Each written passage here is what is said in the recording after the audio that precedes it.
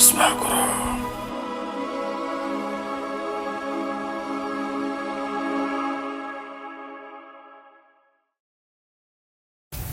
cabdi iyo saaxiibadii waxay aadeen dalxiis waxayna aadeen badda.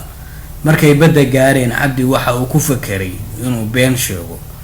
waxa uu iska dhigay sidii qof badda ku hafanaya isagoo aan hafanayn. saaxiibadii waxay u qaateen inuu saaxiibkood khatar ku jiro wayna u soo gurmadeen.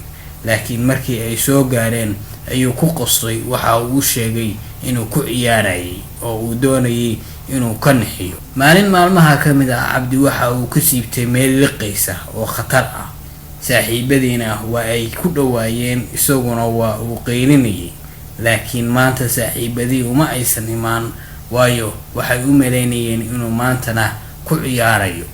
hase ahaatee cabdi maanta been kama aha.